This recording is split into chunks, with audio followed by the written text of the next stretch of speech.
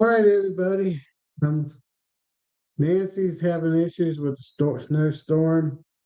Just found out, and now I'm doing it live. I'm posting. So I just now posted it on the Facebook, Life Beekeeper group, and still getting texts. I'll wait around and see if anybody gets on, finds me.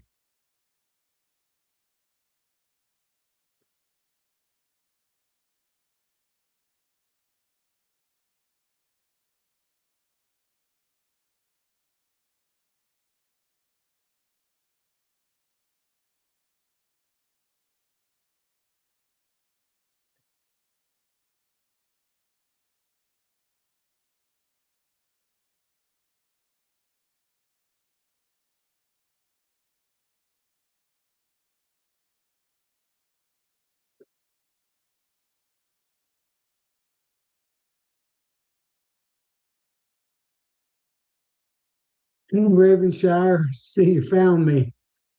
Yeah, Nancy, they had that big snowstorm, I guess, 2 days ago. And she can't get on the computer. She didn't have a computer by her. So I'm trying to get on and get everything going. Of course, my phone's blowing up. So I'll give. Oh, Brian found me. That's good. Hey, Brian. I want to talk about frame brood management a little bit. Um, Once everybody starts finding me, since I wasn't going to be hosting. Hey, Lisa. Man, looks like your store is really moving along. Yeah. It got cold here. We had 3 days or two and a half days cold. Finally, today I got above freezing. 2 days not. Actually, it's kind of funny. I was in Louisville, and it was Friday, Saturday. It was freezing there, and I get the same weather here. Sunday, basically Monday, and then today I finally got up to 34. Tomorrow's supposed to go up to 54, so that'd be good. Well, yeah, Lisa, Nancy was supposed to be hosting it today, but she doesn't have a computer to work with. Hey, Russell. So I'm last second filling in. Yeah, same thing, Ravenshire, 50 50s tomorrow. Then I looked at the next month, and I did see like the third week of March, some little bit cooler weather, but I wouldn't say, well, it'll be cold compared to what it was. It was like 40s, 20s, and 40s for a few days. That's a long way off. So let's see. Eight watching now. So yeah, I had a really nice time at the EMBA Expo. That was in the conference. Wow. 67 in Colorado. Now, once again, that polar air is coming out of Canada. Canada's been sending all their shit this year, all their cold weather. For the north, well, I guess we're supposed to be west, but I don't think Ohio is really a west state. I call it more northeast. Um, and it's it's been cold this year because the front's been cutting right down just below Cincinnati.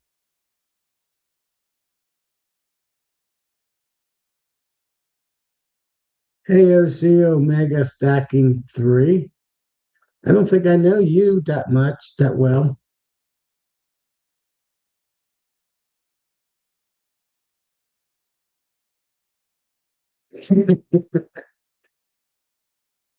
Like that one.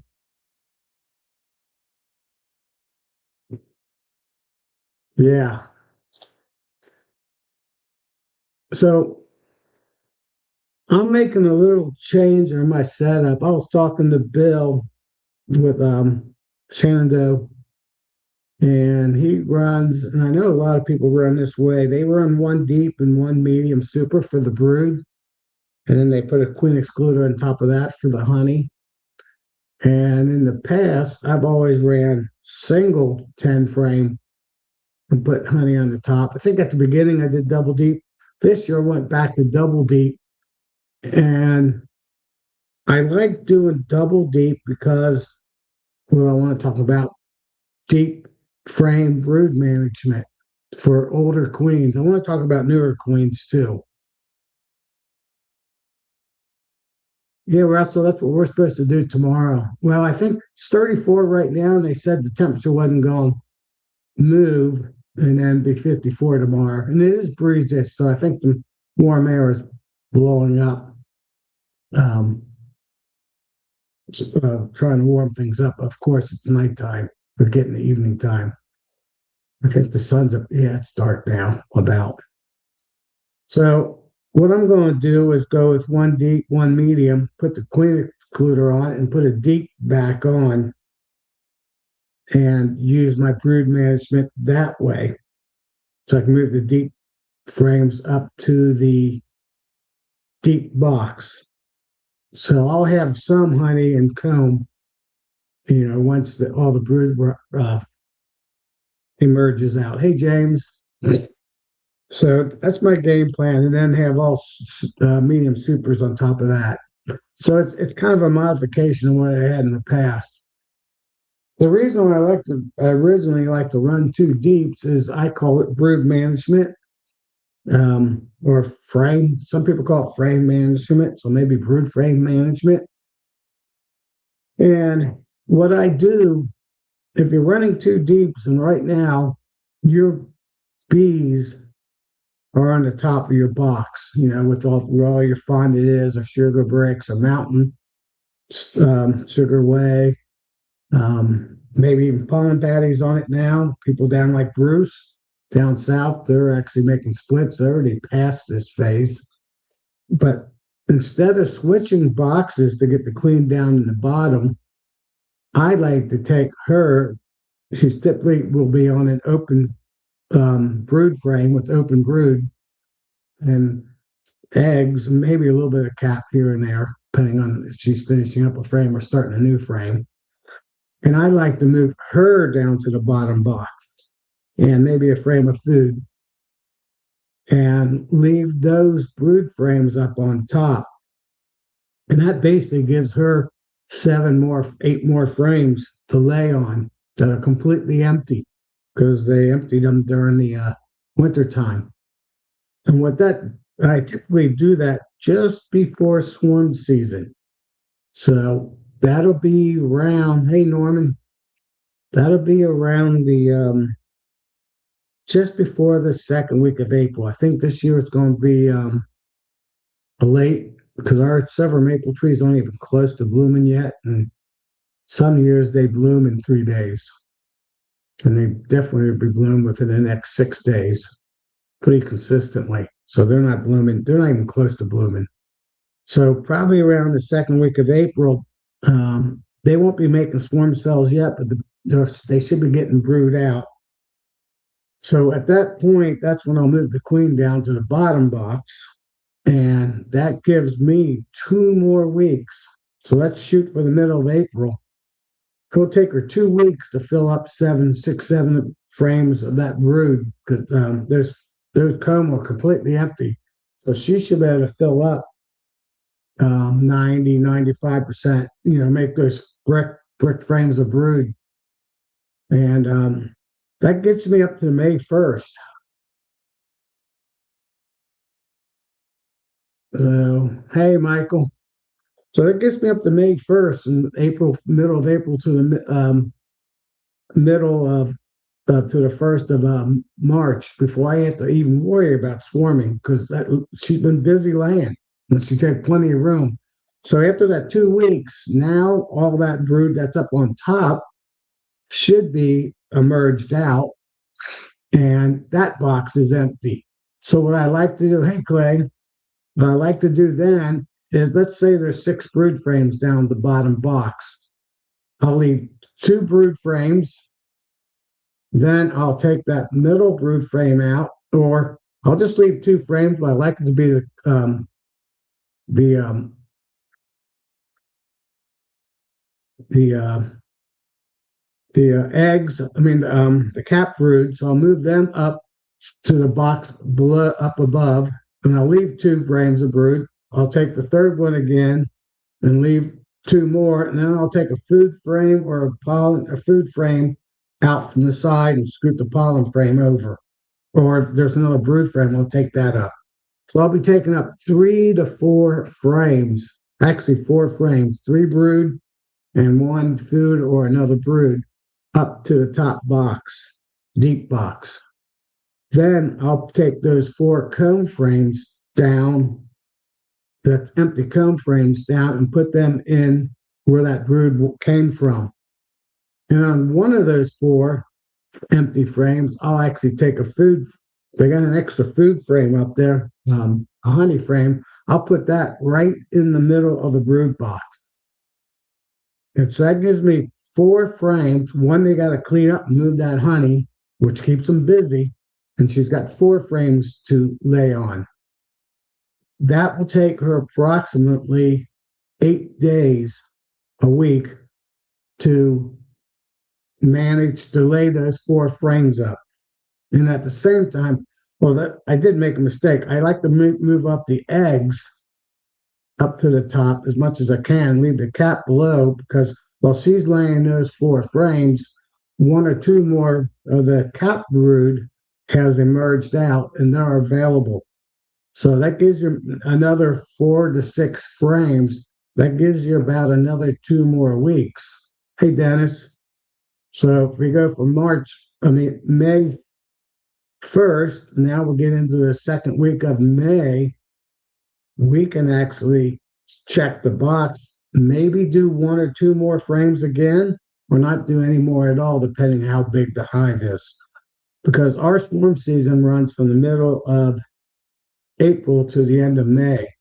So that basically gets me to the middle of May, and I might have to run that same routine over again. But I'll probably just do 2 brood frames and then move a brood and a honey down, let them clean that honey up until we have 3 or 4 frames to lay on. And that definitely then will get me to about the last week of May, and swarm season's about over. So I call that brood frame management. That way you can minimize the queen from swarming. And it works pretty good.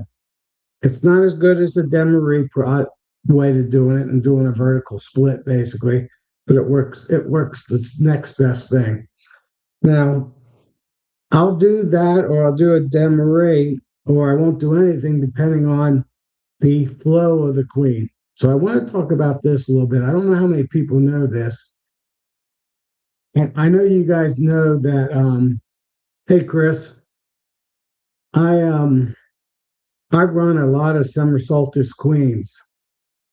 So I try to, hey, Randy, I try to run my honey production hives all with last year's summer solstice queens. A queen that's never gone through a flow will not swarm. I mean, I talked to Chris Warner, 3 years ago? First year at Nalby, 2 to 3 years ago. And he told me out of at least 10,000 hives, his whole career, he had one hive swarm on him. Hey, Jack and Danette. So basically, you can say that a no-flow queen, hey, Pennsylvania, will not swarm. Now, of course, if you don't give her any space, she might swarm. But I don't do any brood management when I have my 2 double deeps, or enough room for her to lay in to move up and down. I've never had one swarm on me. Now, if this was an overwinter queen that went through 1 swarm and she's basically going into her second flow, the brood management will work probably 70 80% of the time would be my guess about. I never did a study over a couple of years, but there'll be one or two that might still swarm, but most of them won't swarm. Now, if there's a 3-year third flow queen, the only way you can stop a third flow queen, which is basically a 3-year-old queen, or four, depending if it was a summer solstice, is to do a demarree or do a split with her. So that's about the only way you can stop a third flow queen from not swarming. You have to split her or do a demarree and do a simulated swarm. So I hope that makes sense to everybody. So what I'm going to do to set up this year, right now all my hives are in double deeps. So I'll go ahead and put I'll dedicate one of my medium supers now to be a brood box. And then I'll put the top deep on top of the I'll put a queen excluder on and put the top deep up at the on top of the medium super. So I can still do the brood frame management if I need to. So most of the time I can get all 30 honey hives.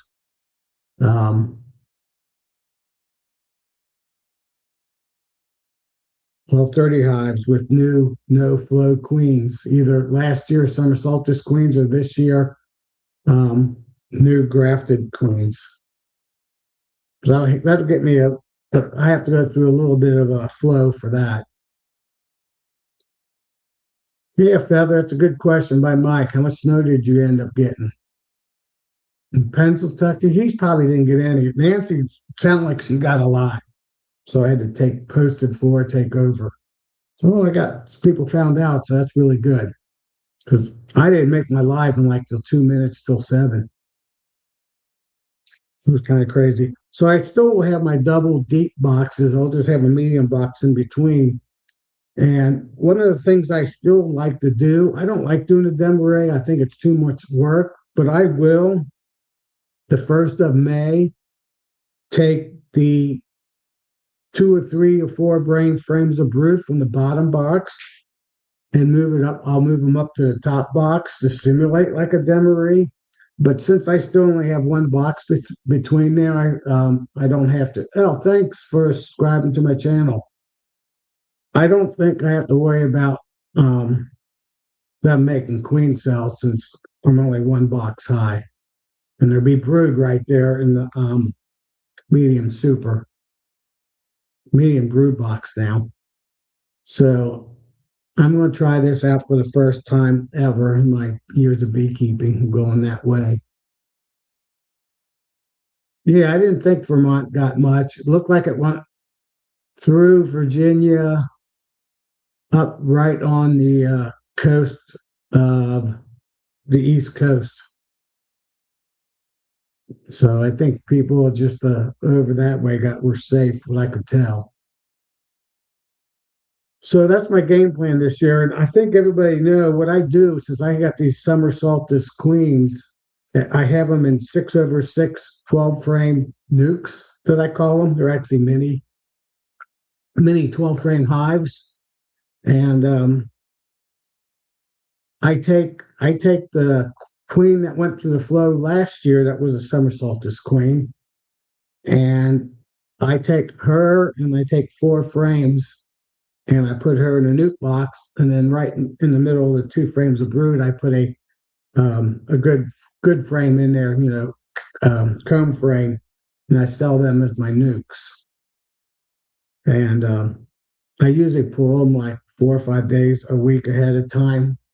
So 2 or 3 days before I'm going to be selling them. That way she's got that frame all laid up. So they basically get 2 frames of cap brood and 1 frame of eggs, so the process keeps going really well.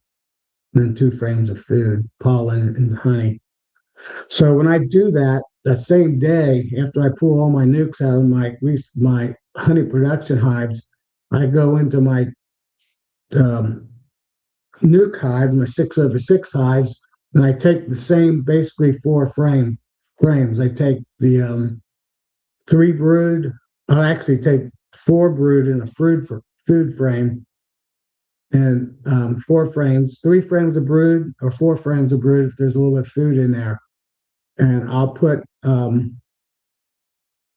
that right back into the honey production hive. So that actually gives me one more frame of brood for them to get bigger. So when I do that, and then I do one time of moving empty frames down from the top box or adding empty frames down in the brood box, I basically do a semi-demery process. And I'm not really worried about swarming. I don't even check for, hey, Collector Rick, I don't even check for swarm cells. And I've never had any of my first flow queens ever swarm. So that basically that makes me a lazy beekeeper. Just the process I work. If I have a queen, if I didn't get enough queens to replace all my honey production hives, then I do the brood management. And last year I had one hive where I did the brood management swarm on me. So that's not too bad. So that's usually about all. I average probably one swarm a year out of my hives. So I hope that made sense to everybody. Hey, if anybody want to jump on, since Nancy can't make it, she doesn't even have a computer by her. I think it went dead. Battery went dead on her. I guess she lost power. But she was able to text me. That would be great if somebody wants to hop on and help out. I posted, I pinned the link. I think I did. Yeah, up above. Oh, come on. Yeah. Okay. I don't know who's all on that might hop on. I don't think I have anybody. So that's how I manage swarming basically. And how I manage to try to get big. My goal is to get over 50,000 bees in a hive. And my goal is 50 plus. If I can get 60,000, I'll get as much as a Demarest process works. But just doing summer solstice queens, moving an extra brood frame, and then just maybe moving do a mini just up to the top deep box, basically does the same thing. And I don't have to worry about queen cells. And it takes care of the urge as long as that queen's got room to lay, they won't swarm pretty much. And as long as they're not super crowded and you got enough super boxes on top to spread those bees out a little bit, just not a problem. I am going to do one thing different this year that Keith does, a half tracks. And he pulls his supers as soon as they get full and capped, he pulls them, extracts them, and puts them right back on, I guess within a day or two, or the same day, and puts them on wet. And it seems like he gets a lot more honey that way. Probably don't need as many boxes either. And one of my goals this year is that when the flow ends, I'll have that deep and I'll have that super, and hopefully they can fill that medium super back up with honey for the winter time. Put some down, fill that up, and then have the deep back filled with honey for setup. So that's my ordeal of how I manage swarming. The best thing is not have a new queen. Sorry, and if you listen to Charlie, he swears by having new queens. He thinks they're better. I know scientifically they say a second year queen that's well mated. I assume that it's a well mated queen actually does a little bit better than a first year queen, they say, but they also agree by third year she drops off a lot. But I think a lot of Charlie's issue is that he was buying queens and I really question the quality of queens from queen breeders. Uh, Having enough drones available to be have their queens well mated to last 2 to 3 years.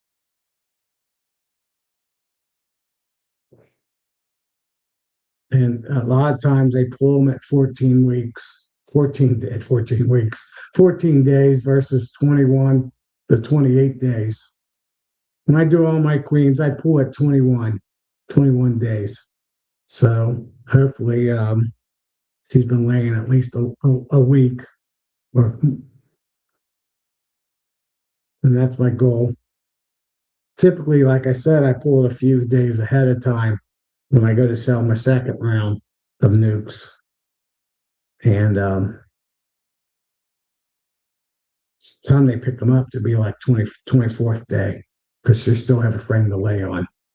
So what I do is when I do that, when I pull my nukes in the middle of April, my last year production hive queen, hey, Larimer Frums, I go ahead then and I graft typically the first week of April. So when I pull those nukes, um, I'll have queens cells about ready to move over into those nukes, or depending on the timing, I'll wait till the queens emerge, and then I'll put a virgin queen in all those 12 frame mating nukes. And typically they get, they're ready to go, and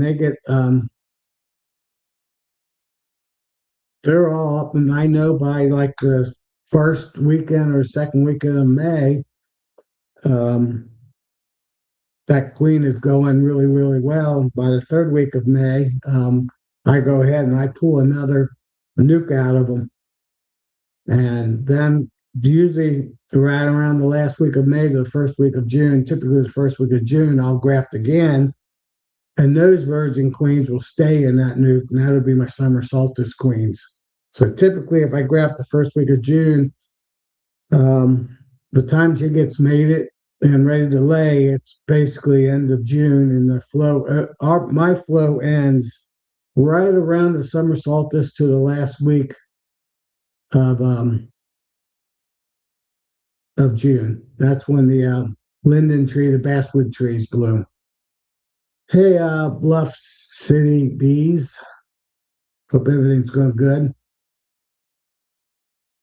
Oh, you must be down south a little bit. So what I just talked about on doing brood management, you're probably right pretty soon ready to do that.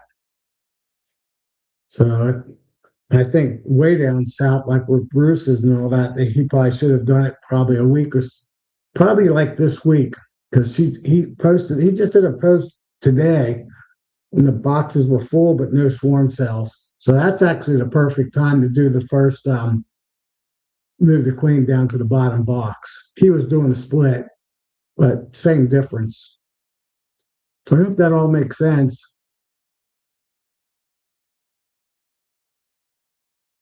So yeah, that's how I do my swarm and brood and my zero flow queens, my first flow queens, and I don't really have any second flow going into the third flow queens. Um, those are usually long gone by now. I did get an order from a lady.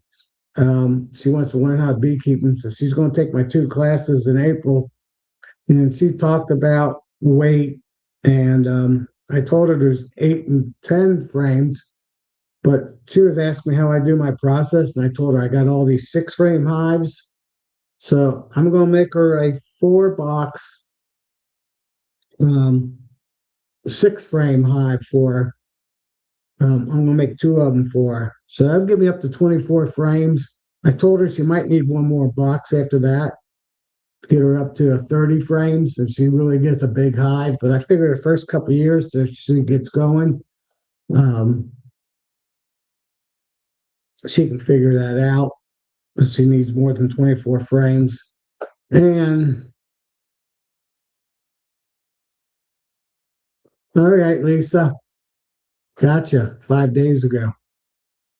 Um, her husband can probably make a box. She said he's pretty handy, still handy, but I think she was about the same age as me, or 70 years old. She wants to start beekeeping. She's worried about the weight. So I'll be making some six frame hives up. So I can talk a little bit about my business. Everything's going good. I'm putting all the products into the site right now. Writing up the descriptions, how to set it up and stuff like that.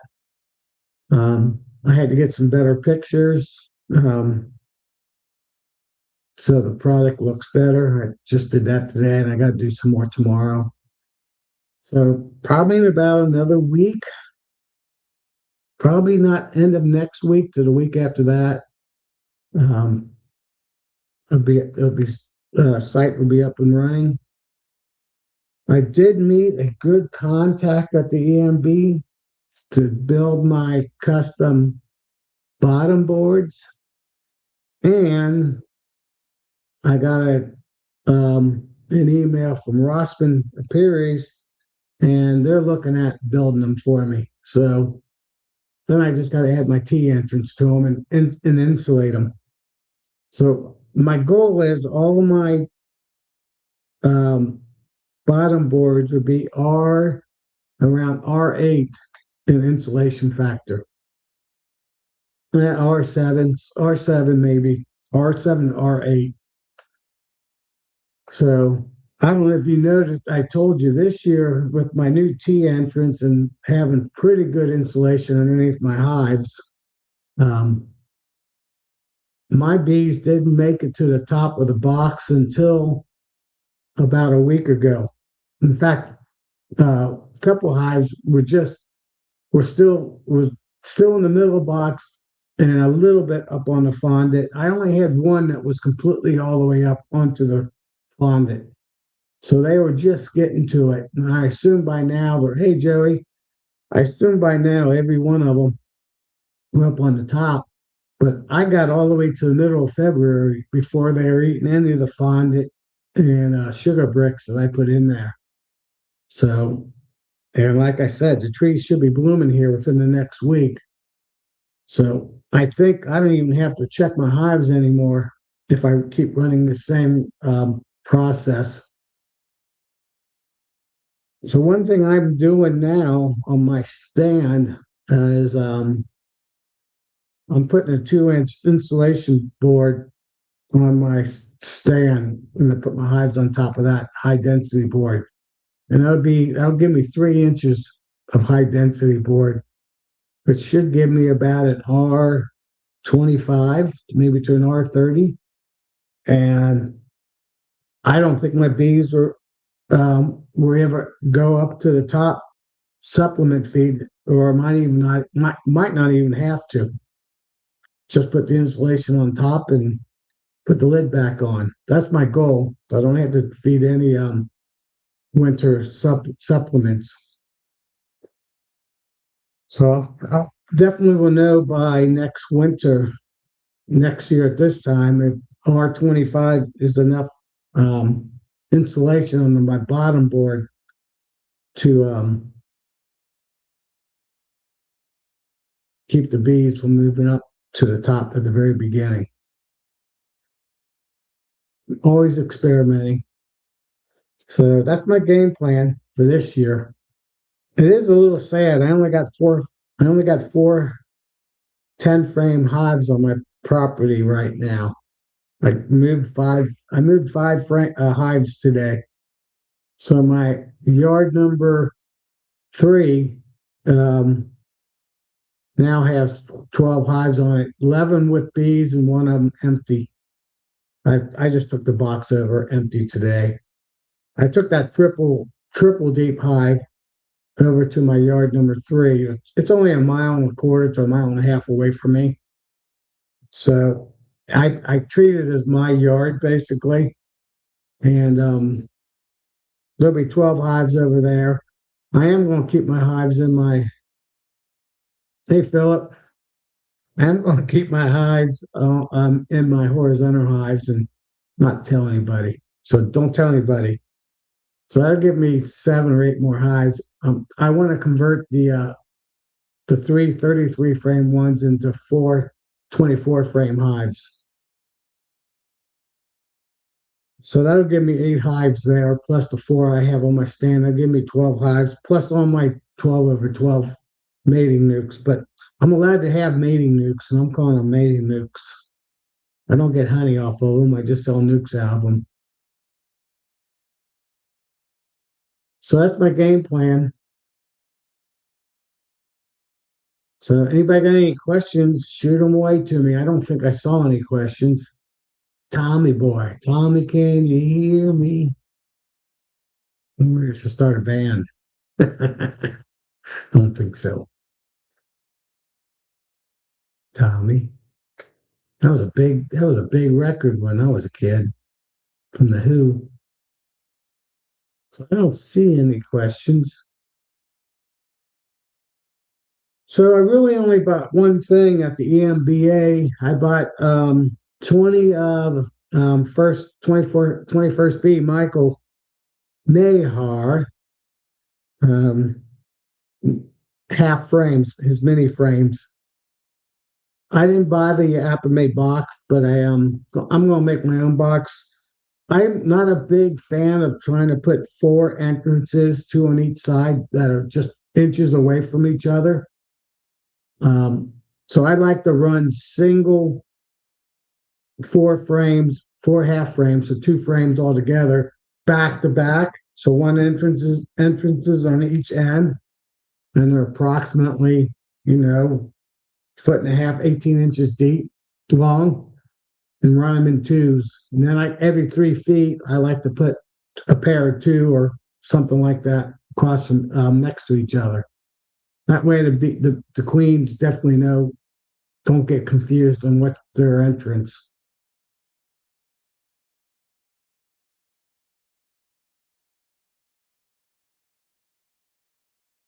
All right, here's a question. Can you introduce a mated queen with a double screen board if you know which box the old queen is in? Yes, you can. And if you don't know where the queen is, you can just listen to them. One box will be nice and quiet, and one box will be noisy that doesn't have a queen. So you don't even have to look if you just listen to them.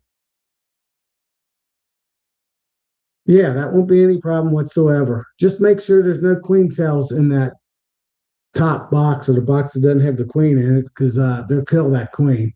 So they make sure they're haplessly queenless, and then you can introduce mated or virgin queens in.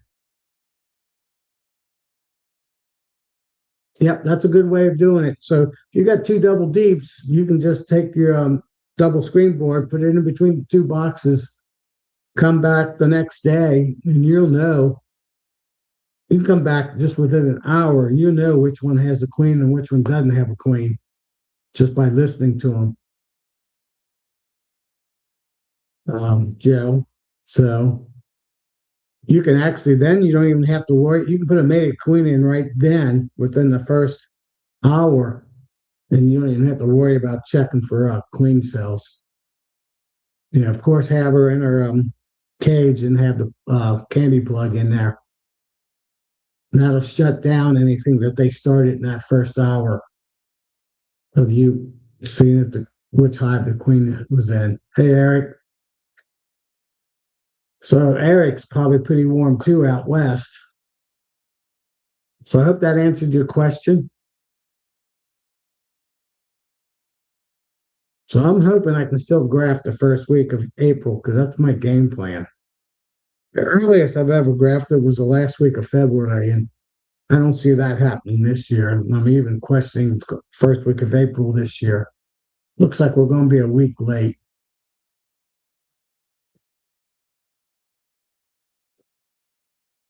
Anybody else got any questions?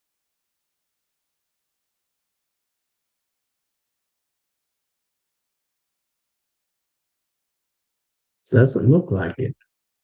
So that was a good question. That's what I'm going to do with that triple deep hive. I'm going to, I got that empty hive there. I'm just going to take the box that has the most bees in it and move it over to the other hive and combine the other two boxes into one box. And the chances are I move the queen. But either way, I'll just wait and then I'll put one of my virgin queens in. Well, Philip, that's good. Yeah, there's no way I could, no way. I don't even know if I'll have drone brood by March 15th.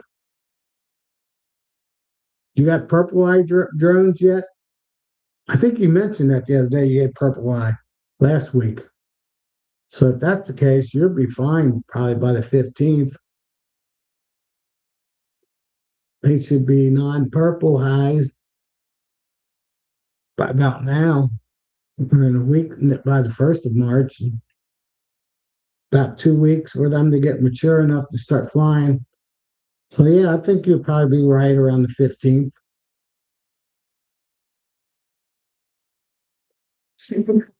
I understand, Eric. You do now know about at least queen management, swarm management a little bit, moving frames up.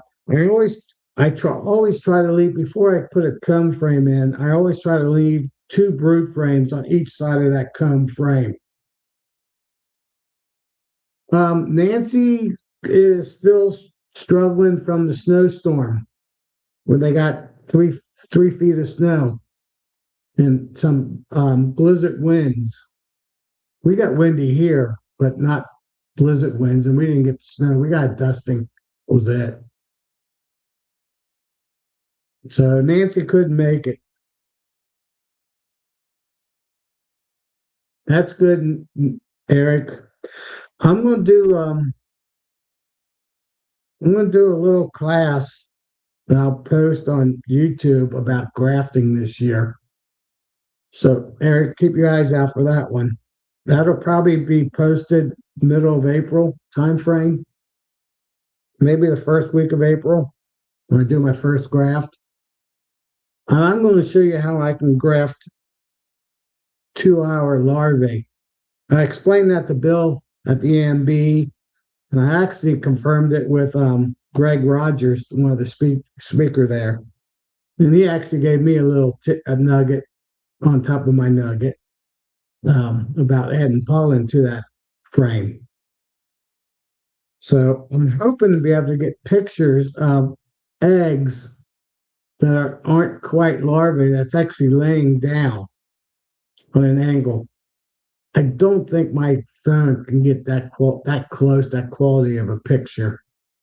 I'm going to try. I do have a Pentax camera, but I haven't used it in years. I really need to fire that up. That takes really good pictures.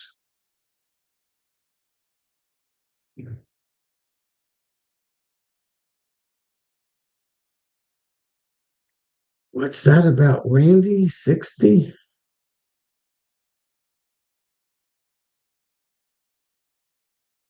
Oh, I gotcha. 60 hives. Well, I'm staying with my 30 production hives, maybe 33. My three in the horizontal hive, those are resource hives slash um, production hives.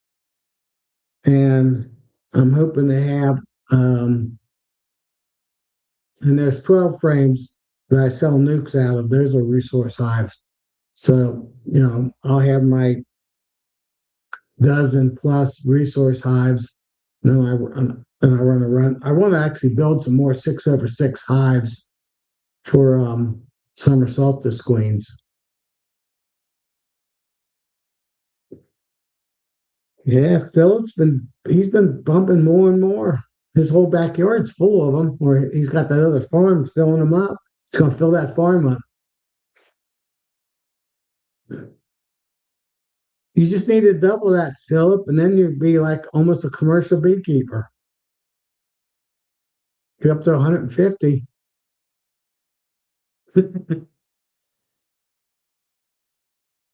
And I'm going to put some down at the bottom of my hill, some of my 6/6 for summer solstice. I'm running out of room. Well, I got more room up on top, but then my neighbor will see it. So I got to hide them a little bit. Hide them in the back of my yard. And I haven't heard anything about my neighbor yet. I haven't called him. I'm gonna wait about another month, get that spring fever, and put the bug back in his ear. See if he wants to sell his property. Then I can fill my stand back up. I'll probably just leave all the boxes where I got there. I'd shut down my yard number two. There's only two hives over there right now. I can only stand's only big enough for 5 hives. But I'd probably move those bees back over to my place. They're 8 framers.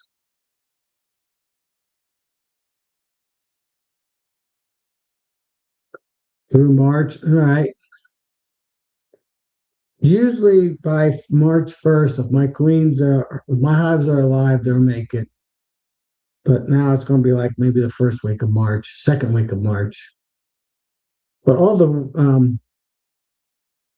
this is the last week of 20s, only highs in the 20s and lows in the upper teens. I didn't see anything drastically cold till the third week of March, and that was just mid 20s, upper 20s, 29, 28, right around 30 degrees, and then high of 40, mid 40s for a couple days, then back warm again. So I think the real cold stuff's over with. Well, yeah, Keith, I'm going to try to simulate what he does a little bit. Since I'm retired now, I can pull boxes every day and I can run the extractor and fill up a bucket and put them right back on the hive. Well, run 2 boxes. So I take one box off, put the other box down below, where it was, and then put the wet one on top of that. And just keep rotating the 2 boxes. And I don't have that deep box. I'll leave that full or pull that one and just run 2 boxes after that. That's probably what I'll do. Run the deep box and then put the 2 medium supers on it and just keep rotating them. I guess that makes sense. They keep thinking they're out of honey, so they got to get more honey for the winter time. I guess there's logic behind that.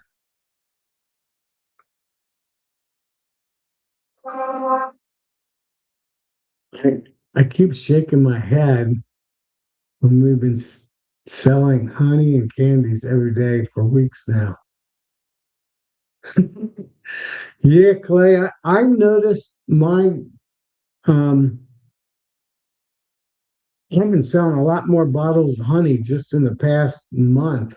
Heck, beginning of this year. I don't know if somebody made a post. Somebody that's got 1 million views posted about how good honey is, but my sales have gone up, skyrocketed. So I need to have a good year this year. Yeah, that's good news, Clay. In fact, that's one reason why I decided to extract that cutout hive I did last week, or 2 weeks ago now.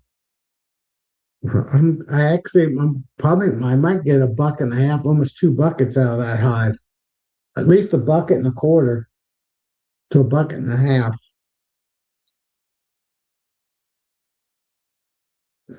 So that's going to be. I'm going to at least get 60 pounds. I think I'm going to get 80 pounds of honey out of that hive I did my cutout at the end of winter. I still can't believe in 12 frames of bees. If I would have did that, pulled that hive, cut that hive out before winter started, I would have gotten 2 to 3 buckets of honey.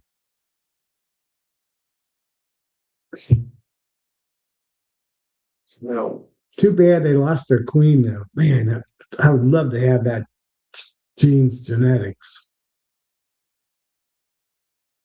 but that's the way it is.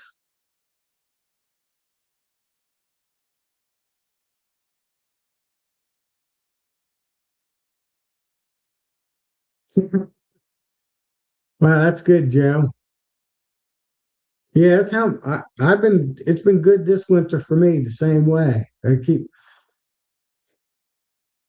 actually they were selling it like it was summertime. So I don't know what going to happen this summer. I'm going to have to. Every one of my hives are going to have to put out 150 pounds of honey. Well, I'm more diversified. I got hives spread out a little bit more now, so that should help.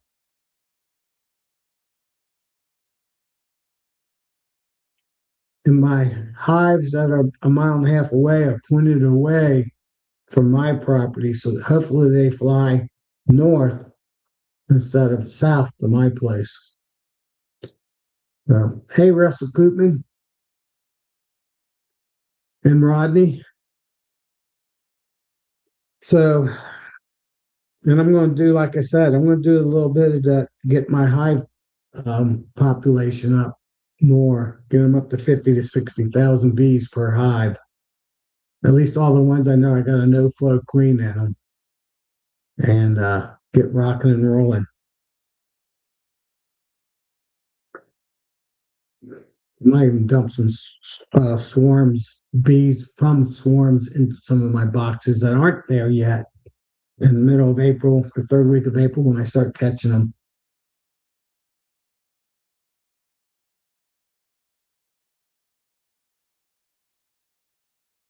Hey, Clay, I did that 2 weeks ago, and now I put mineral oil in it. So I still need to buy another bottle, though. Not quite high enough. I keep forgetting getting some. So thanks for reminding me. In fact, I got to write a note next time I go to the hardware store, which will probably be tomorrow.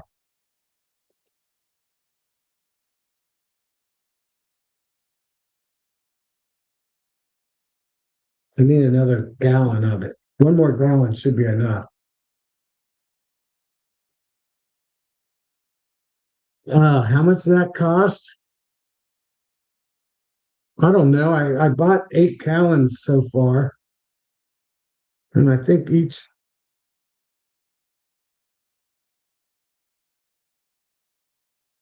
not cheap. Water's cheaper. I forget. Let me do a look. I know where I ordered them from.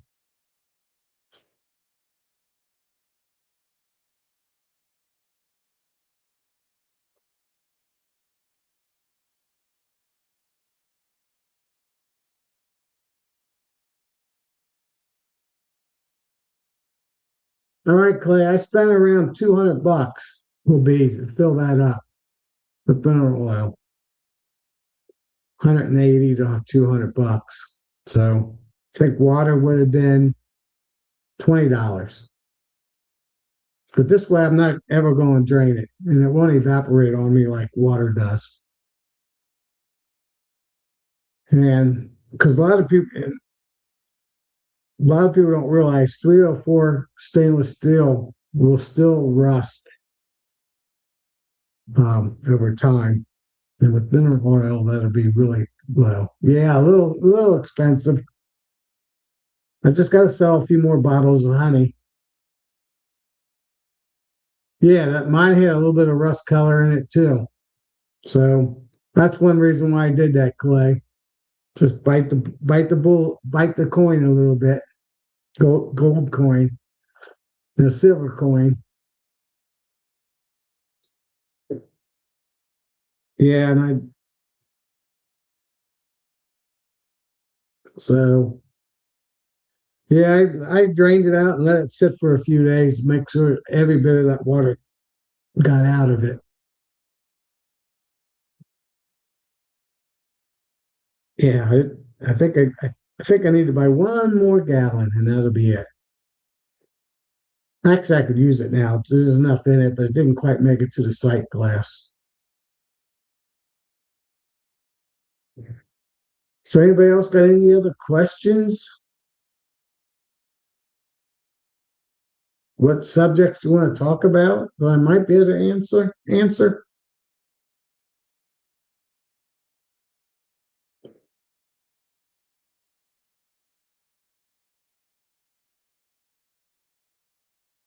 Doesn't look like it. 36 watching. Huh, that's cool. So hopefully next Tuesday I'll have a better background picture with no snow in it. Hopefully a little bit of green, at least the grass. No, just regular mineral oil, James. So nothing special.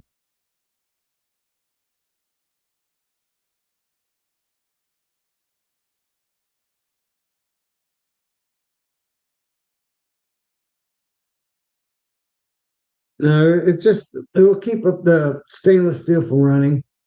If it was 316 stainless steel, then you wouldn't have to worry about ever rusting.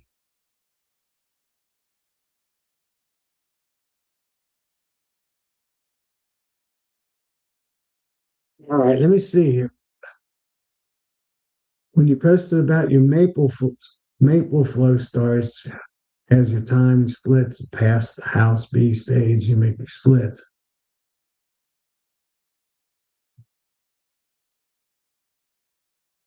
Okay. Yeah, I kind of yeah, if we don't have to worry about swarm cells, once those maples bloom, the redbud trees, um, you can definitely split then, as long as you got queens available. That's probably the biggest thing. But if you don't have a queen, buying a queen or something like that, I would wait till at least you have drones flying. See a drone fly in and out of your house. Typically, when I start seeing that, it's about getting time for me to get grafting.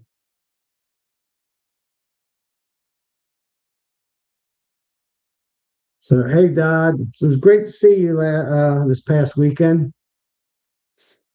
Saturday, Friday, Saturday.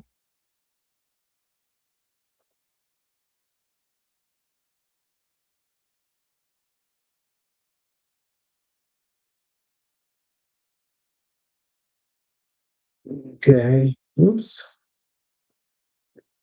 Let's see what my text message was. No, just family stuff.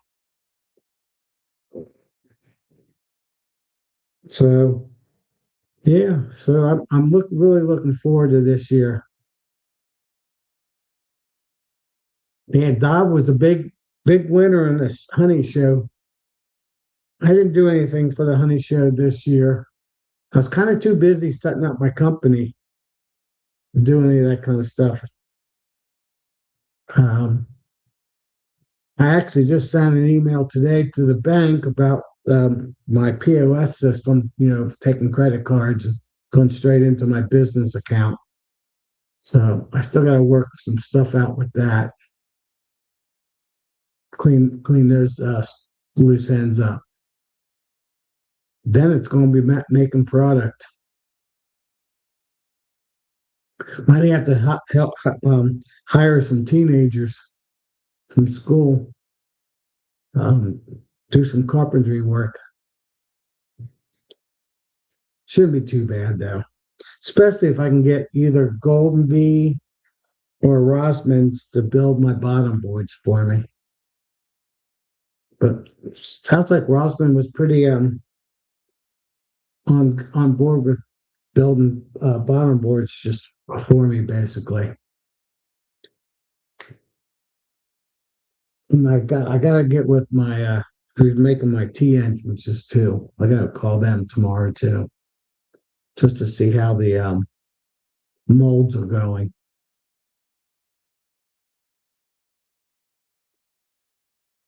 Oh, always something. And I don't know if I mentioned this. I got a meeting with the cabinet company Friday, and once that gets set, we're going to set the schedule. Um, when we're going to rip out the whole first floor except for the three bedrooms.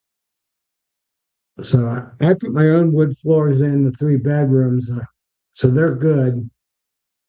The hallway is wood floor that I put in back in '92 when I built the house, and it's seen its day.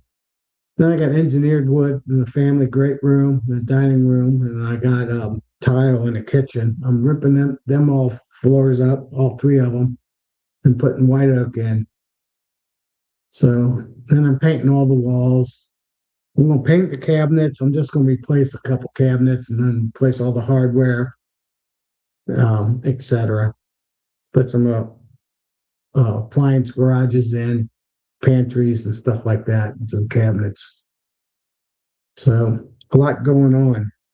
Hopefully I can keep up with all my beekeeping that I want to do. I'm just going to live down. Our basement is like a lower floor. It's got a full walkout, double wide French doors going out to the backyard, and actually about a third of it is framed instead of being concrete. So it's like a second it's like a base it's like a floor. It's like the first floor, but I live on the second floor. James, do I ever use double screen boards? I used to use them a lot, and I have about a dozen of them. I don't use them like I used to use them because I don't make splits anymore. I'm not expanding. I don't want to expand much anymore, but they're great for using expanding. Um, if you want to run double queens for honey production, you can do that with double screen boards. You put a no flow queen down in the bottom box, and you put your second flow queen in your top box and do a little brood management, and then all the honey boxes on it. You could probably get 200 pounds of honey out of that hive. Yeah, Philip, you're exactly right. So you can use double screen boards quite a few different ways. Hey, DC Dave, hope everything's good. I know, Philip, you're right. Well, when I'm doing the house, I'm just painting the cabinets myself, and I hired the rest of it out. And actually, I might even have them paint the house, the cabinets for me. Because I'll be building boxes. I'll be building hives since I'll be selling all this stuff now. And I still got 8 boxes. No, yeah, 8 boxes to build just for the 4 hives I bought at Nobby. 2 deeps and two medium supers for each one of them. So that's actually 16 boxes I got to build. Eight frames and 8 10 frames. And I got to finish up 2 more bottom boards right now. I mean, yeah, bottom boards. So I do have a lot to do. Good thing I'm retired. Oh, my security went off. House security. Probably an animal. Probably foxes. It's their mating season. Red fox. Well, I don't see it. Oh, it's my neighbor. She teaches at the University of Mount St. Joe, and I think she does some evening classes.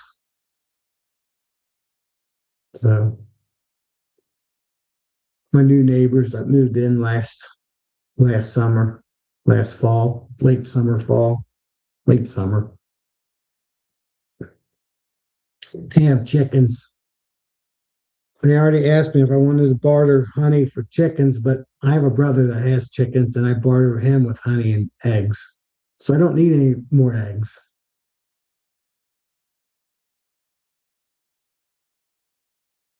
My goal this year is to get 150 pounds per hive.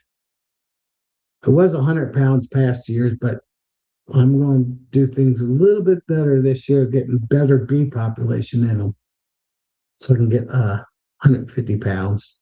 And I don't have as many hives at my place because there's too many beekeepers around me.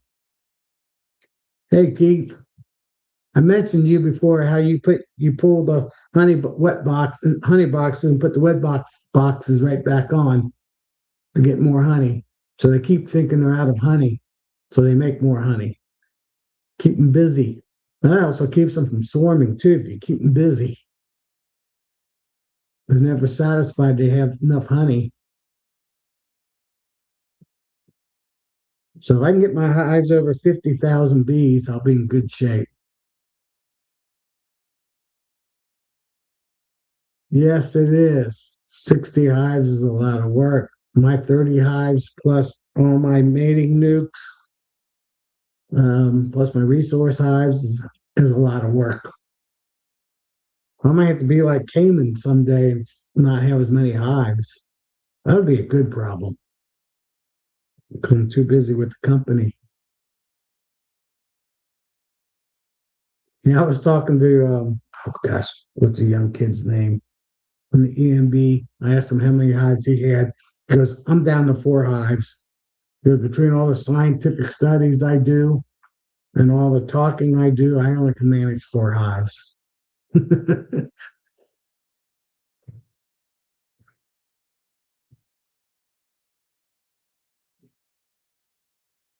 You're right, Keith. There's always room for more honey.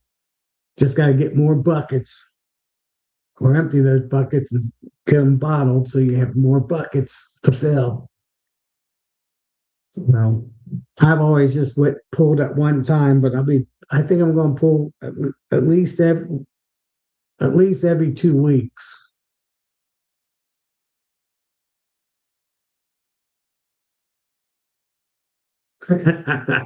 Oh, Phil, that's going to hurt too. You're losing your helper. Hey, Mike, or whoever it is with Easy Ox. Good to see you on here. So, yeah, and I out of 12 out of my 6/6 hives, I got one converted to the warm way. I did that actually. They were gluing up when I was down in St. Louis. So I got 11 more of them to convert over. So that's more work I got to do. I'll be doing that the next few days. I'm hoping to get quite a few of them done tomorrow. Have to cut some 3/8 strips, some boards. I don't have enough of my TMs now, so I got to get with my manufacturer to see when I'm going to be getting some of those. But I don't think it's going to be more for a couple more weeks. I'm running out of time. I only have probably a month. One box has got to be up and running, converted over.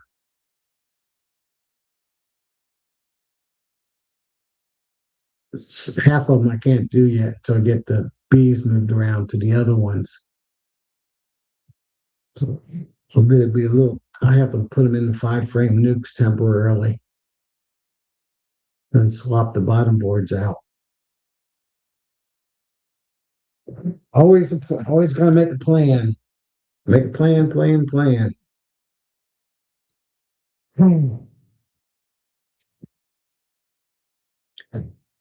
So,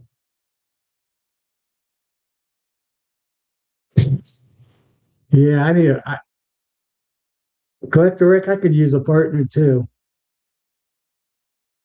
I got a loader tractor this year I bought last year. So that's going to help me on my place. But then I don't have near as many hives I used to have to carry the boxes of honey into my barn. But I could use a partner. I do have some friends I can call, old college friends. We still get together, about 6 of us, when it's time to pull honey. I did it a few years ago. Maybe I'll do it again. I got 3 out of the 6 being beekeepers now, just coming over in the past. So that's kind of cool.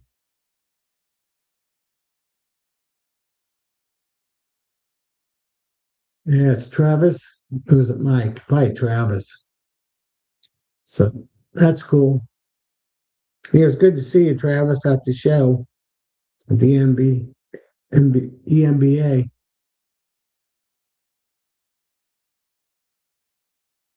Well, I don't have much more to talk about on the subjects I was planning on talking today. And I thought Nancy was going to be on here and she had a couple subjects to talk about. So I wasn't prepared. I wasn't prepared to talk for 2 hours.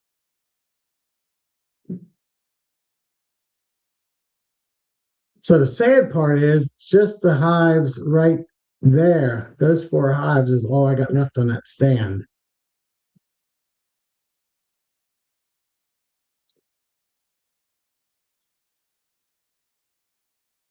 Yeah, thanks, Travis.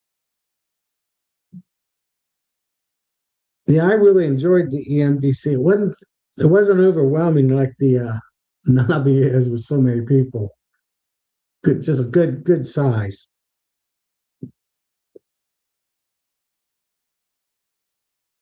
I'm pretty sure I'll be going back next year.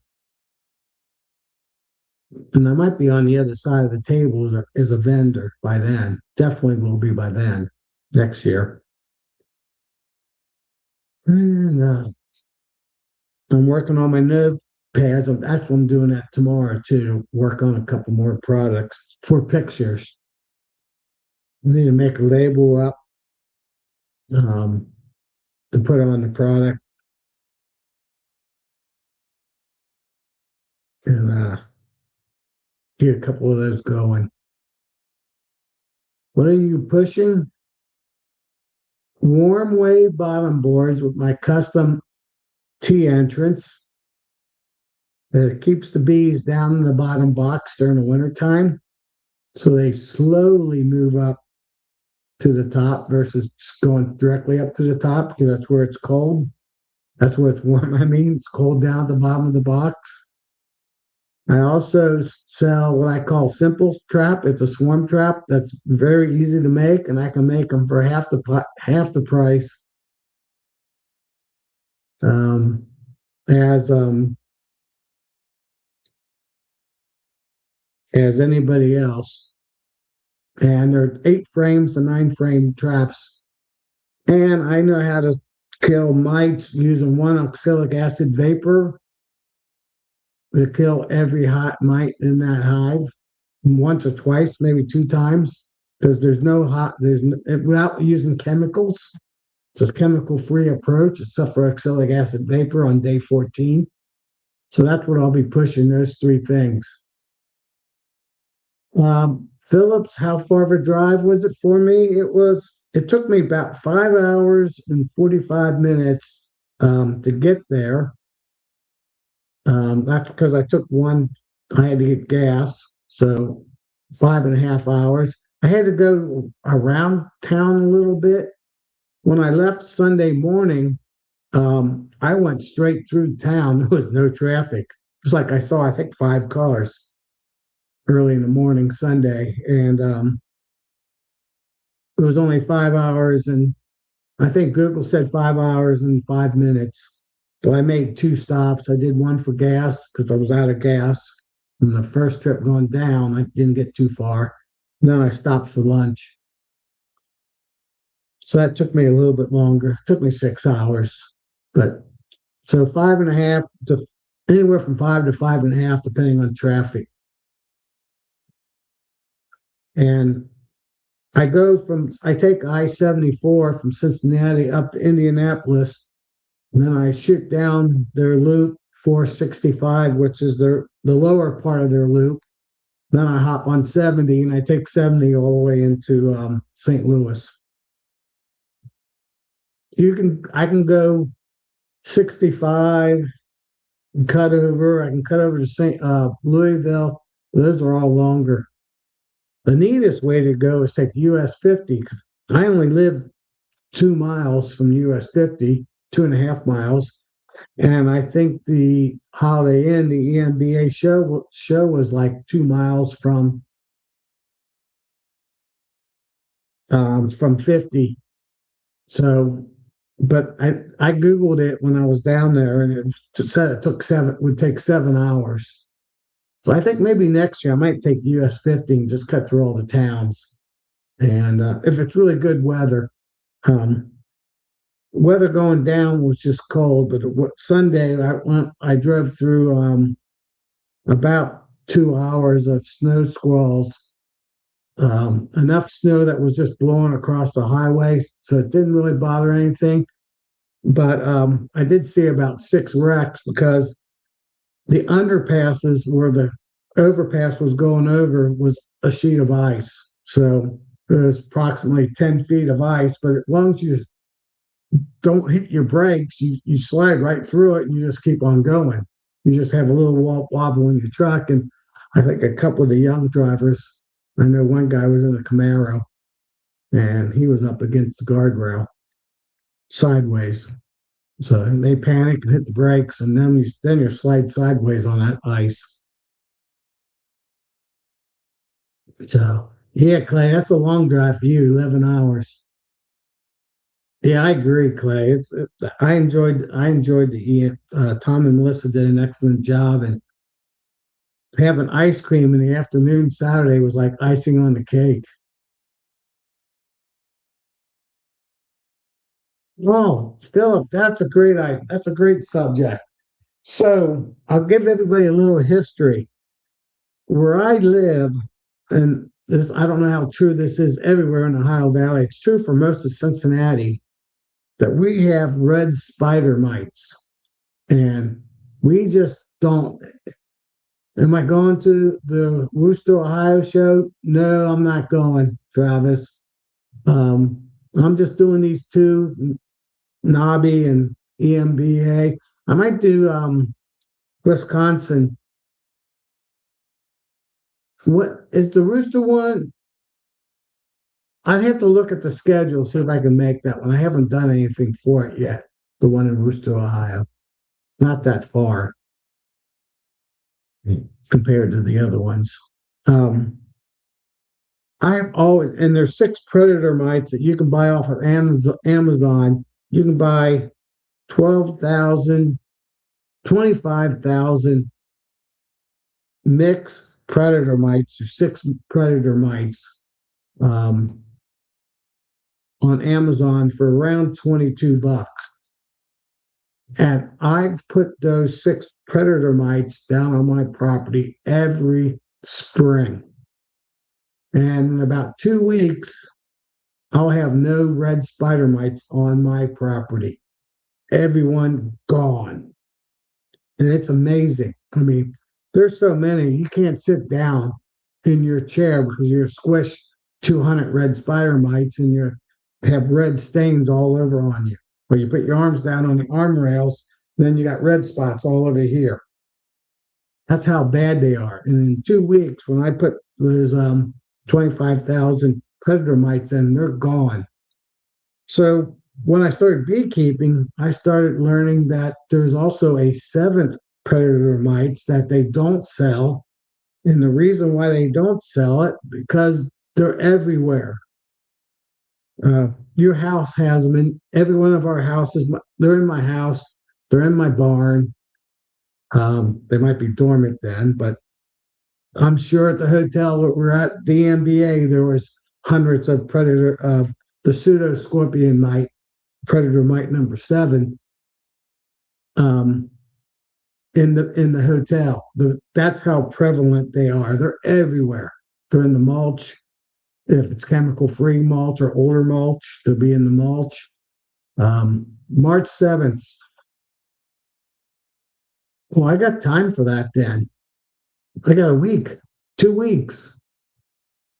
Let me check on that after I get to talking here, and maybe I will. Maybe I'll just drive up there and drive back. I think it's a 2.5 hour drive, maybe 3 hours. Not too bad. Um, so now um, I promote the pseudo scorpion mite. They actually like um, varroa mites. And when the new Tropolis mite comes in, I'm sure one of the 7 species of predator mites will eat that mite up too. I need to verify that, but I know they eat red spider mites and I know they eat varroa mites. I think there's two, I think one of the other 6 ones I looked up, I can't remember the species name. So I know at least 2 of the 7 predator mites eat varroa mites.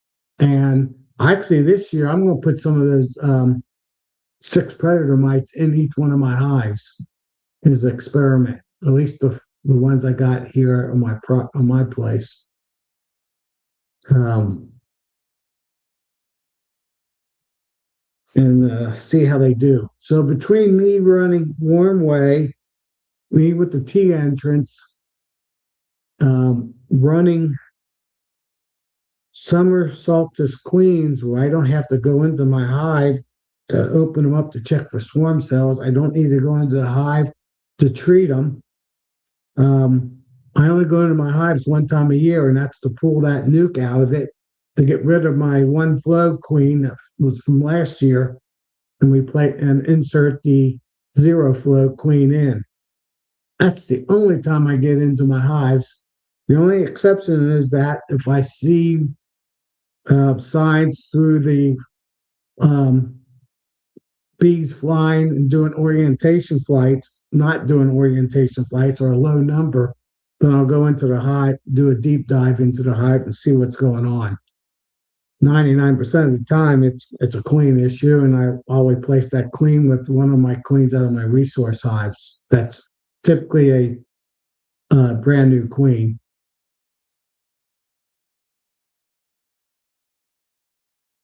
All right, Dennis, good luck getting your phone set up. So I think between going Warm Way with my hives, using predator mites that eat mites, not just varroa mites, but red spider mites, um, getting mulch and leaves around my hives um, for the reproduction of the predator mites, all as part of the solution of me not needing to treat my hives and not going in my hives. Um, so I think that's a lot of it. I was talking to Matt um, at the show, and there was a couple more things that I did. I'm trying to remember off the top of my head. I don't spray my yard, so I don't want to kill any of the mites in my yard. That's in my yard, so I don't do that. I try not to put my. I actually. Oh, another big thing is I try not to put my hives in the direct sun. I don't want them in the woods because of small hive beetles, but one of the things I'm doing now is moving all my hives where I have already, have them set up where they're on the south side of a row of north growing trees or a building. So I'm putting everything on the north side, the shade side, the north side of buildings and rows of trees. My fourth property got a whole row of pine trees, so they're going on the other side of the pine trees.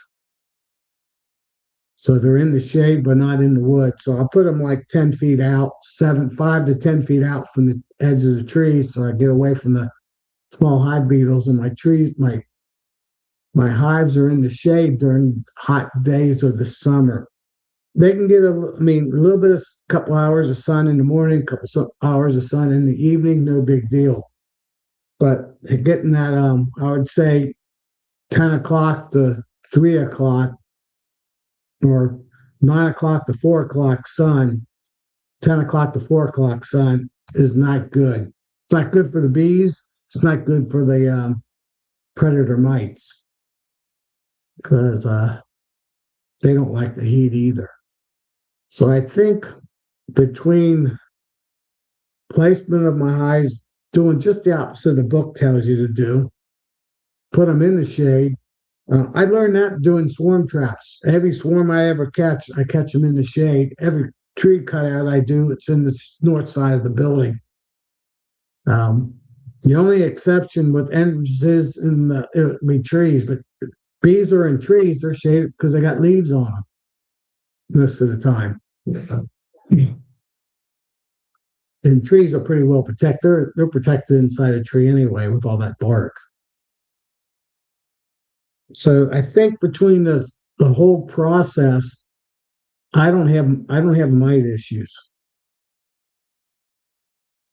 Even the one behind my barn, that's the north to northwest. So I get a little bit of sun over there in the morning. So only those end hives get a little bit of sun. And then this other end gets a little bit of sun in the evening.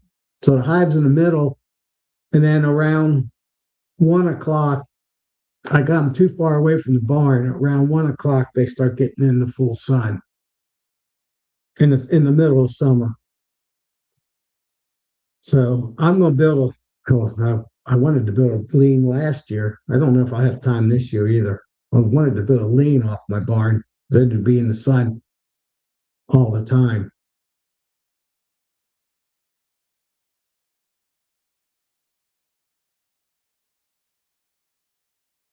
So, Dennis, good question.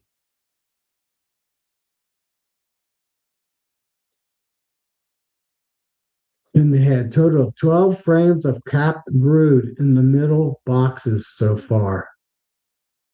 So I guess you have three boxes, Dennis. You got your bottom box, your top box, and you got a honey box, maybe. So you got to do 12 frames of bees. That's and they're capped.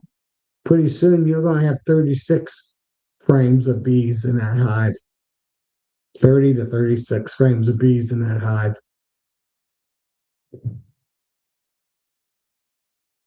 Oh, okay, medium boxes. So how old is that queen? If she's last year's queen, you're going to have to do some brood management, like I just talked about. So I would take some of those frames of. All right. So this is in your middle box. What I would do right now, because they're going to start making swarm cells real soon, I would take the queen and put her down in the bottom of your medium box. And I would think all 12 of those frames or 10 of those frames, hopefully all the frames down your bottom boxes don't have any brood in them. And that hopefully you got 6 or 8, 10 frames of brood. I mean, I'd put her down there with just that one frame, and that'll buy you, I don't know, on medium frames, that'll buy you probably 10 days, 8 to 10 days, a week to 10, 8 week to 9 days before she lays that all up. But you at the same time, that middle box is going to be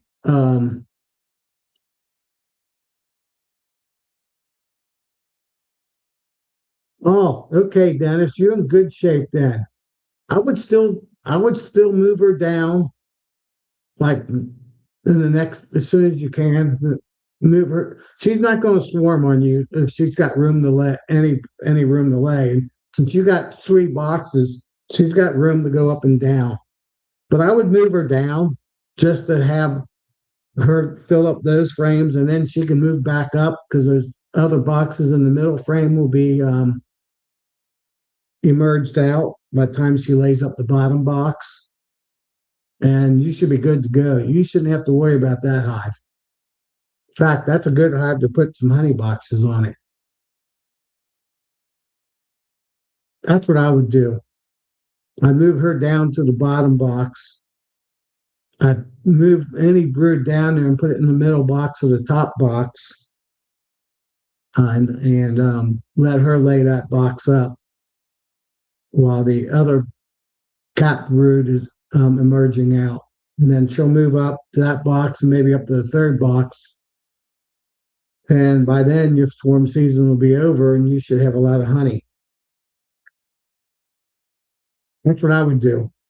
But you probably don't even have to do that. But if you move her, you're going to get more bees, you're going to get a bigger hive, and you're going to get more honey. So that's why I would move her down to the bottom box.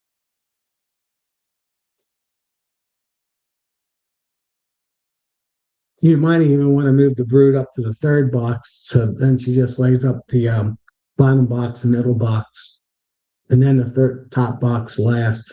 It's up to you. And that actually might work out pretty good because then that gets you into the late summer, into fall to late summer while they're emerging out, and then they can start backfilling the top box with honey.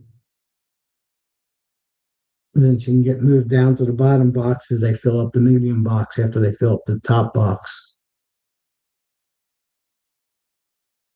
Dennis, from my understanding, when you run just all mediums, you need 3 boxes.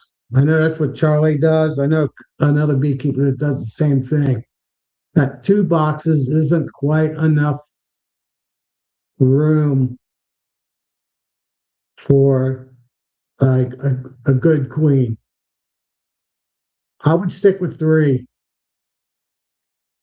And I would, like I said, I would move her down to the bottom box. I'd move the brood up to the third box, the top box, and then let her move after she filled 2. I'm always thinking of deep versus medium. It'll take her about 7 or 8 days to fill that up. Then she can move up to the middle box and you get another week out of that. And by then your third box is empty and she can then fill that up. She can just move back down to the first box then because that'll be empty again by the time she fills up that box. So you should be good. That's why I'm now running 1 deep and 1 medium. 1 deep I didn't have any issues with swarming with 1 deep, but my hives weren't big enough to get a lot of honey. So if you don't want much honey, you're happy with 50 pounds of honey, you can do single brood management in a 10 frame box, but you can't do single brood management and a medium box. You need 2 boxes. So 2 boxes of mediums a little bit bigger than a single deep brood box. So Dennis, you technically could get away with 2 boxes, especially since you got a summer solstice queen in there, late October queen.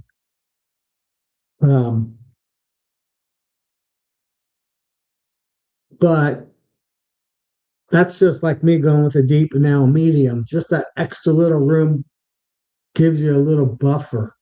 But you could run just 2 deeps, 2 mediums with that queen. Now, if you have a second flow queen, you're better off having 3 boxes and then still moving her. So I would say a rule of thumb, 3 boxes. It would be equivalent as me running a deep and a medium or 2 deeps. 2 deeps is too much room for a queen. So I'm going with a deep and a medium. So yeah, that'll work fine, Dennis. Either way, I would say if you have a summer solstice queen or later, like your case, you could run with just 2 mediums. The question is, what's your bee population with 2 mediums for packing honey?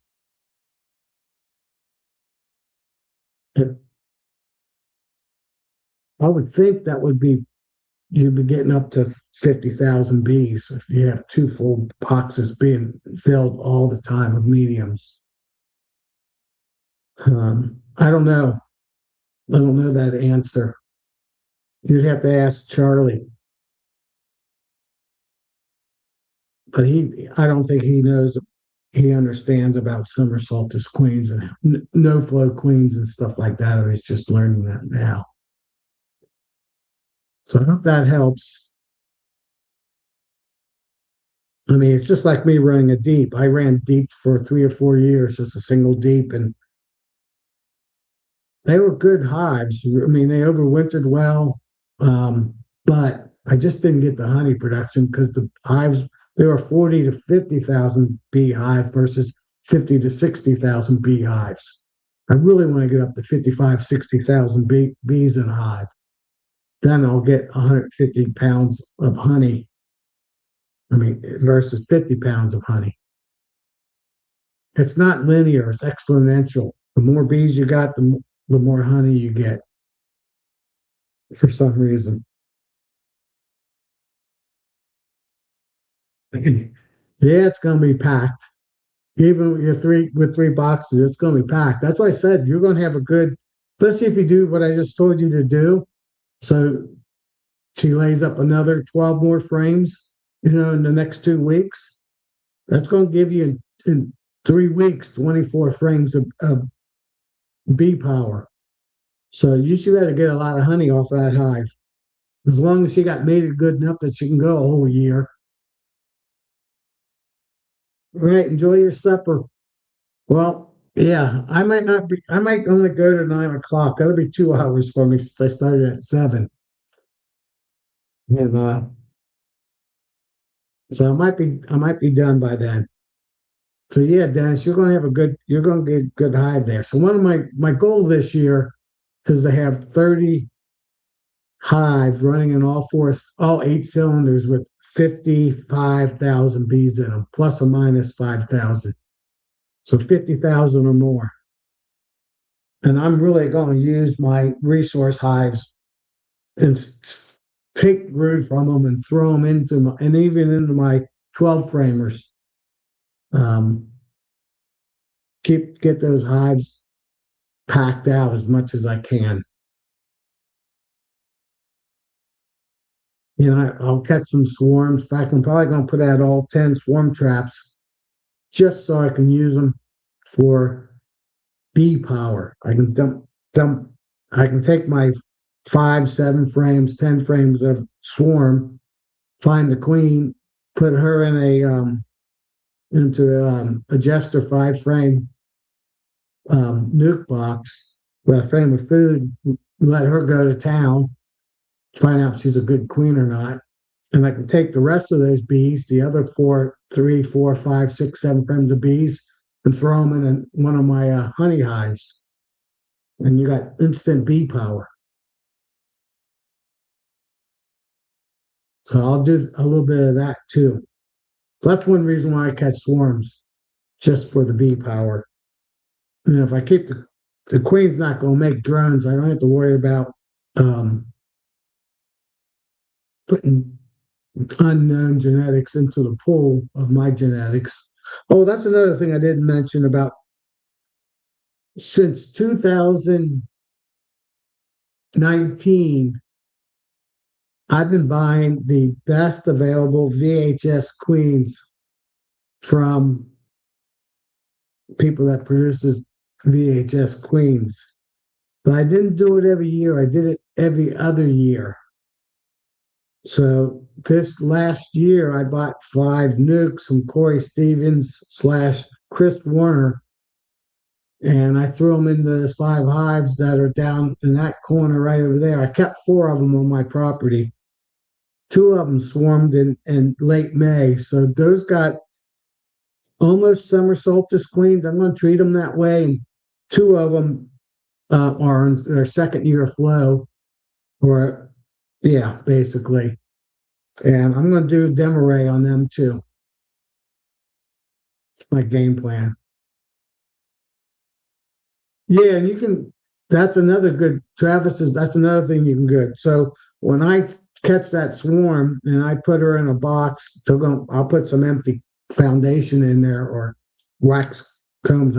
Actually, I might even put mediums in there just to get them some combs in it, especially the ones that don't have any foundation in them. Make some comb honey just to get them built out. Um, and you can also get better bee power for honey production. And you don't have to worry about the bees fighting. Yeah, one or two bees might fight, but 98% of the bees will have no issues being dumped into another hive.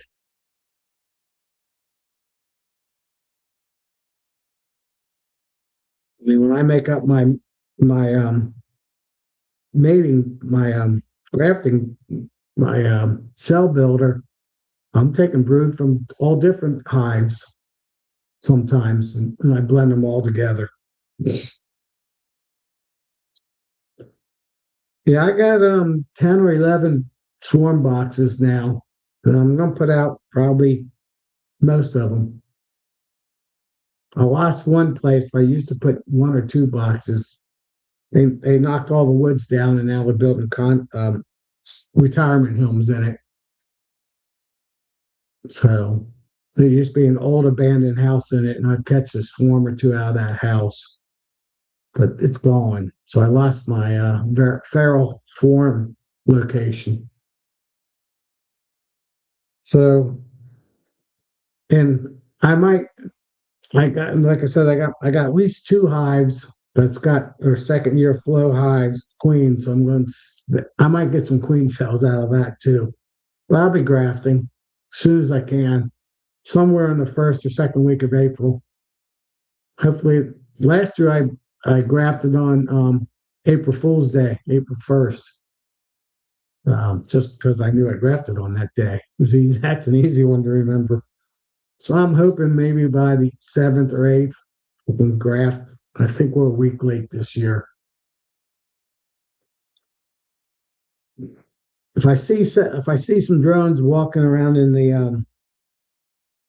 the hive, then I'll start grafting because basically it's going to be 10 more days or 13 more days, 2 weeks before the queen emerges out of the cell for my graft. And actually, yeah, 2 weeks, little less, 13 days. And then another 5 or 6 days that she can fly. So that basically gets up to almost 3 weeks. So that usually gives me enough time for the males to get old enough, the drones, and there'll be plenty flying by then. Usually by the middle of April, there's pretty many drones flying. 1st of April, not, but by the middle of April, there is. And by the time my virgin queens need to fly, all the drones are flying. So that's kind of what I look for when I earliest I can graft.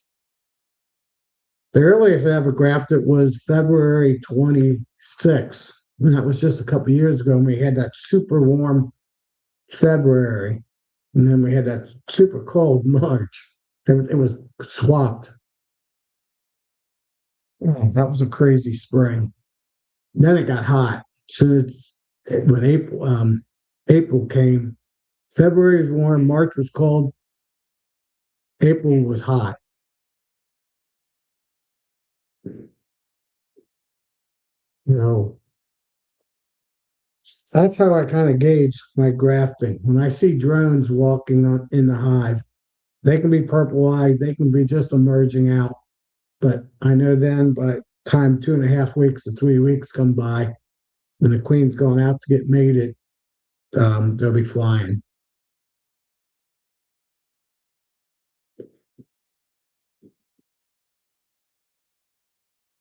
So I hope that makes sense to everybody that's left on here.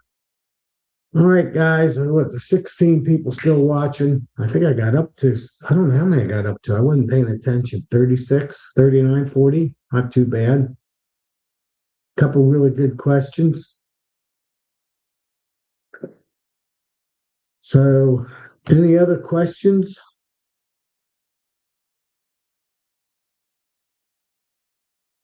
Yeah, so I moved that triple stacked cutout hive today. Man, that thing was heavy. I think it was pushing 90 to 100 pounds. It took everything I had with two hands holding onto the straps to pick it up, and then I had to walk it about 12 feet onto the stand. Um, I'm I'm still a little sore from it. It was heavy. There's a lot of bees in that hive. There's 15 frames of bees. So Dennis, if you're still listening, I got a triple deep that I'll be shaking down into a double deep soon once the weather turns a little bit better. And it'll be 15 out of the 20 frames. I'll have 15 frames of bees and probably about 2 frames of brood now. I would think the queens got laid up, maybe 3. That's what I got to kind of check out of that hive. So that's got I luckily that hive that I put all the 12 to 13 frames in was a somersault 2 frame somersaultus um, um, hive. Yeah, so you got crab up, you got apples and cherries tree blooming. Yeah, you're right. You're in the flow right now, Dennis. So I hope you got some supers on there at 12 frames. I'd move that queen down and I would be putting 3 boxes of supers on top of that baby or 2 with foundation.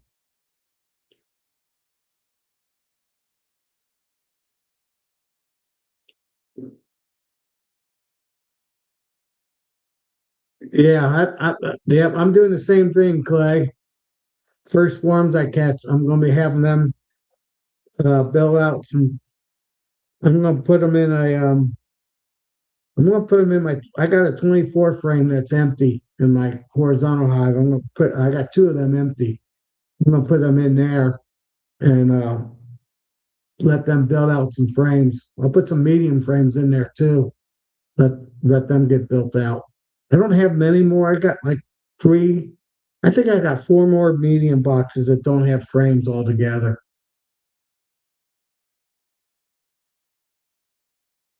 I push them for swarming. Well, Clay, like I said, I replace all my queens every year. So I push them for honey because they won't swarm. At least I haven't had one swarm yet. And talking to Chris Warner, I probably won't.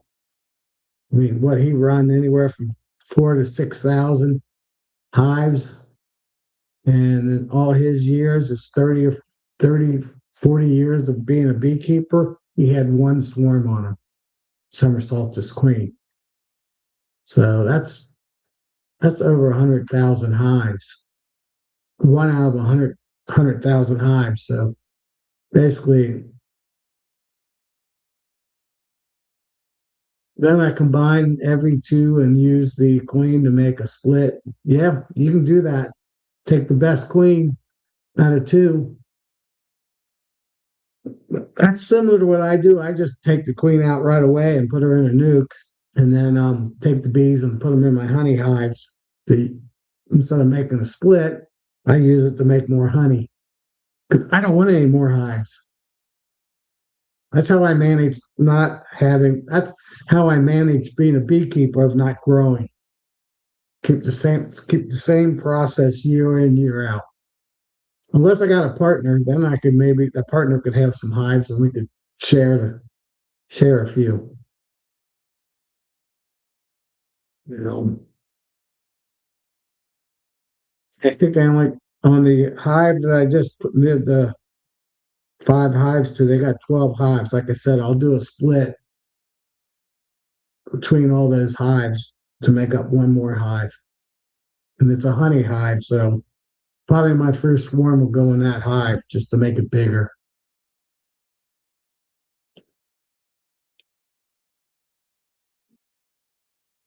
Yeah, I will before the first 7 days. Well, as soon as I get them, before I dump them in the other hives, I'll get one treatment just to kill anything that's on them.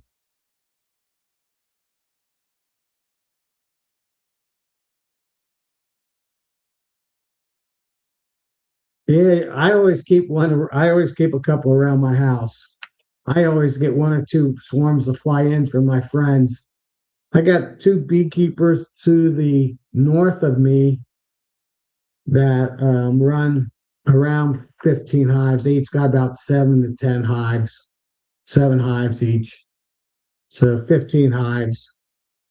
And I got another friend that's to the east of me that runs about 12 hives.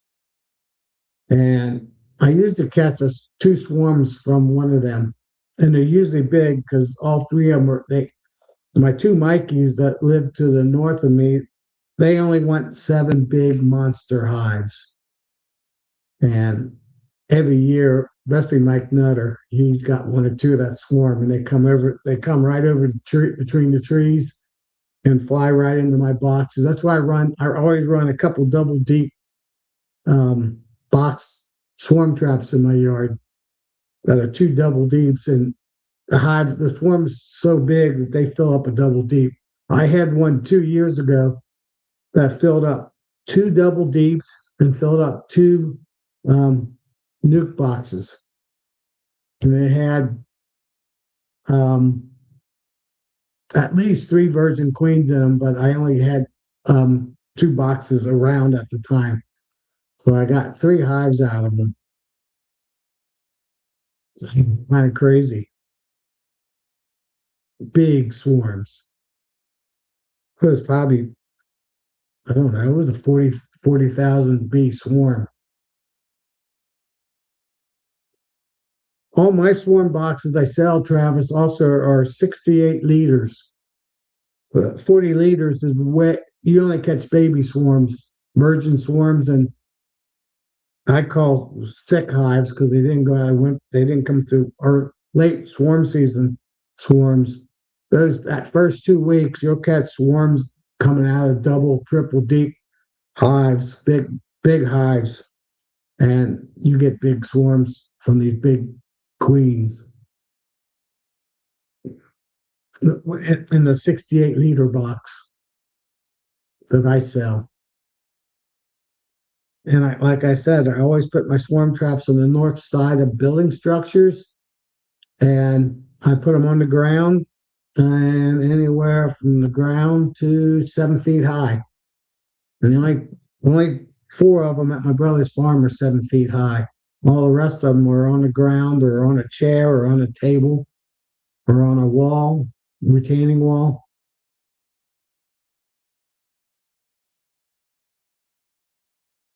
Okay. You smoke them with mineral oil.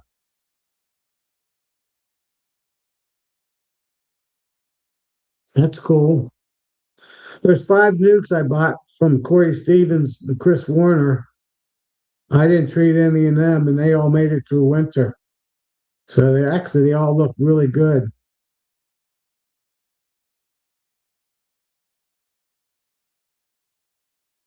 So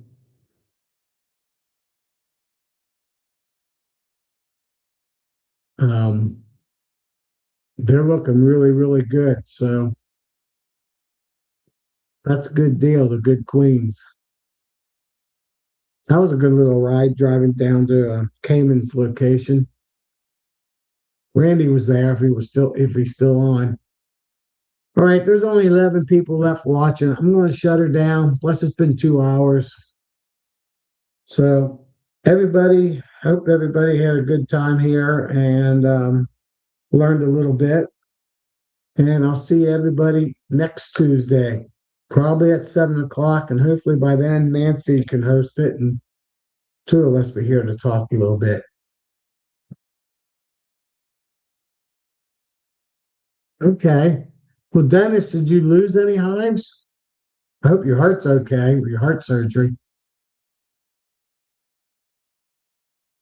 I guess it worked. Plus, sounds like you got some pretty good hives. So maybe that's another way to treat mineral oil. All right, Dennis. I don't know who's left on here. Travis, Clay. I'm going to call it a night. And everybody have a good week. Have a good bee week for a lot of you. Actually, I'm pretty me too. And I'll see everybody next week. See you on maybe Bob's chat too. I don't know if I'm doing Bob's chat. I'm talked out. Later.